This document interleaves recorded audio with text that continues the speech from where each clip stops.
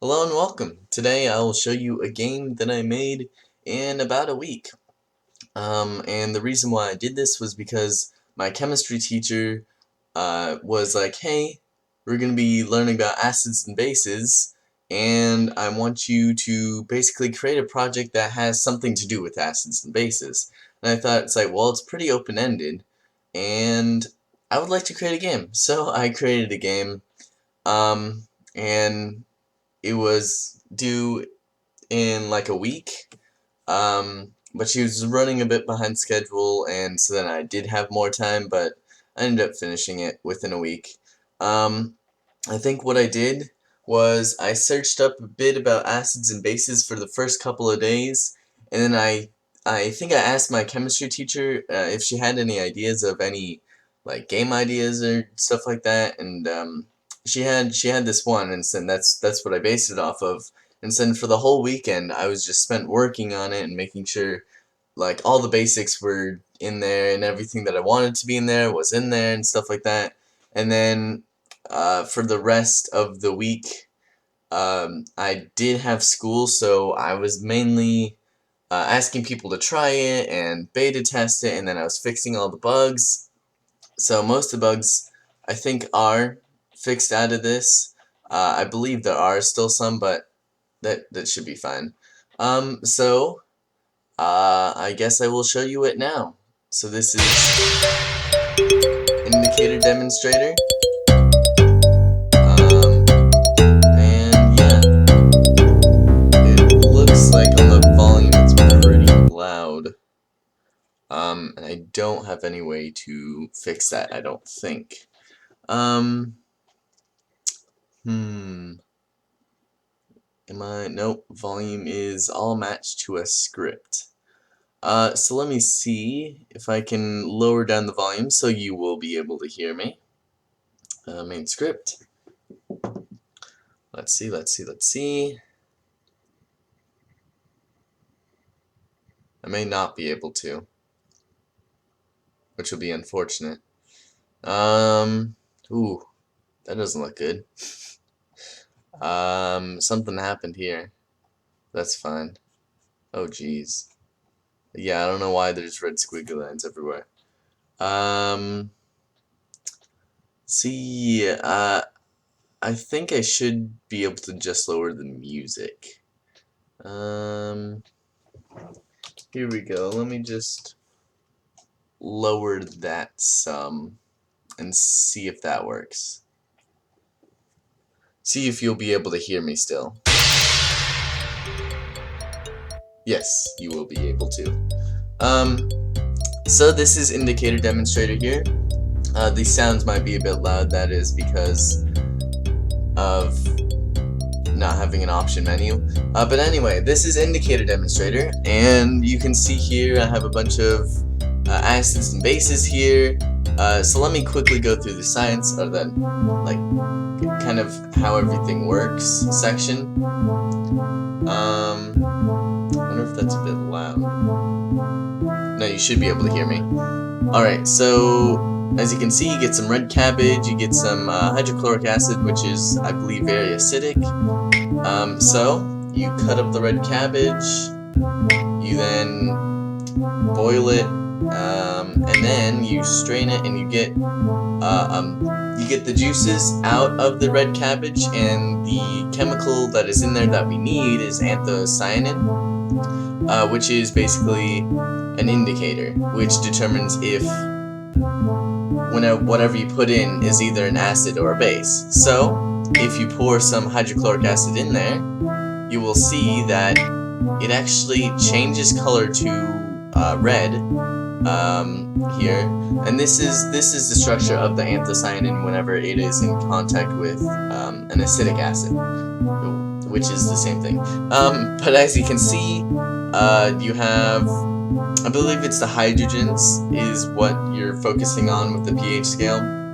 So you can see there's a lot of hydrogens there, and if you get something less acidic, you can see, yep, one less hydrogen, and because of that, the oxygen needs 2 bonds, and that rearranges everything, making that net positive.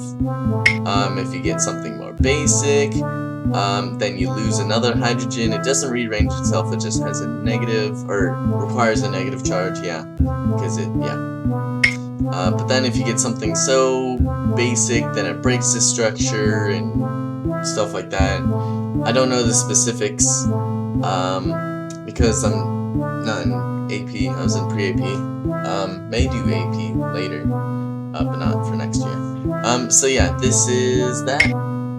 And I needed some sources, so I found pH of most substances there, where you could just type in whatever chemical and it would give you a pH.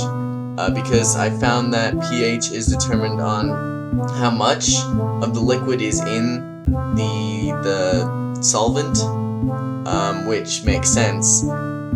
So I think I based them all off of the same amount of liquid in the solvent, so they should all be kind of equal, I guess. And then found info on red cabbage here, which is how I got these structures and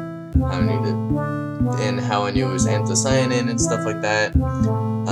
So yeah, I know there was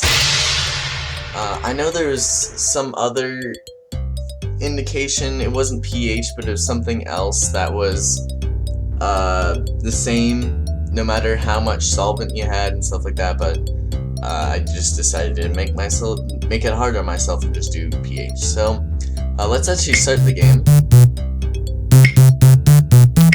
That game music is actually quite loud.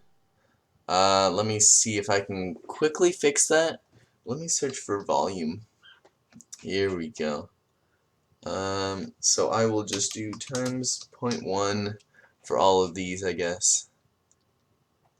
So then it won't be quite as loud, and you'll be able to hear me.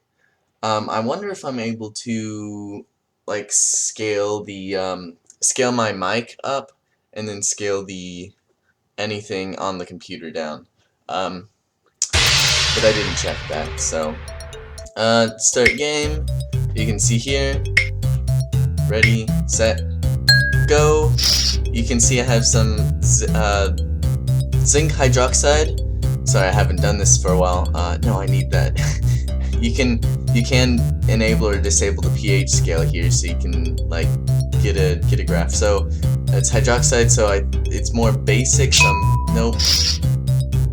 It's actually that one. And you see I have commonly used for vitamin C. You have a time limit. You have a score. There we go, and you can see it gives you the pH level and it goes to that scale. So hydrofluoric acid is acidic, meaning that it's that color, plus 30. And it goes from 0 to 14, and these go from 0 to 14. But the thing is, if it's 1 and you pick the one that's 0 or 2, then you get plus 20.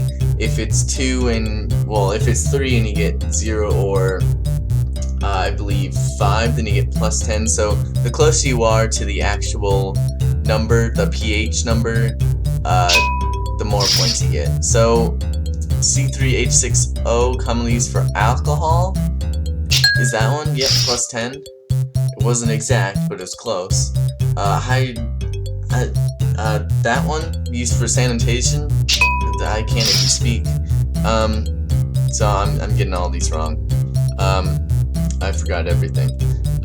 So yeah, I quickly added in that. I like that feature, because I was like, it needs to be harder for the AP students if they ever use it, which they probably won't. CH4 combustible, meaning it's darker, violet, and fireworks. Nope. I'm getting all these wrong. Oh, time's ticking down. I got plus 30. Quick. Oh, I got first. That is because there's no other high scores. So as you can see here, I actually made a high score system here. So you can see it actually saves the progress of all of them. So if I enter my name in here, my name will appear up there with the score of 90. And if I don't want to do that, I can just hit next. Indicator demonstrator. So yeah, that is the whole game, and I made that within a week, and I I'm pretty happy with the result here. First, second, third. You can see all the stuff on the side here, and yeah, it works pretty good. I don't know why all this is squiggly line, but that's fine. So yeah, this was basically like the game jam experience for me. I've never done like a game jam or anything within like a certain time limit. I know that Brackeys did I think a game within 10 minutes, which is like incredible because I wouldn't be able to do that, not yet. Um, but I may be able to later. So yeah, this is the game. This is everything. Um, I have actually entered into an actual game jam. It's not. It doesn't really have a time limit. It's actually just 3 months. Um, but yeah, I'm hoping to be working on that. But I did want to show this off because I'm pretty proud of it. Did it within a week, and I think it turned out pretty good. But I think that is all that I wanted to say with this project here. Oh wait, hold on. I wanted to show you actually all of the stuff that I had to put in. So here are all the molecules. Um, there's 54 of them here. I think 25 are bases, 25 are acids, and then 4 sevens. So it's like H2O, salt, um, what's that called? Sugar, I think, and I think methane. Those are all equal. And then I also have the uses, so I just put all the uses, so yeah, that is, yeah. And then the pH. I have the pH labeled for all of them. So yeah, you can see the last four are sevens, and then these are higher numbers, those are lower numbers. And yeah, so now that is it. That is all that I have to show you. So yeah, goodbye.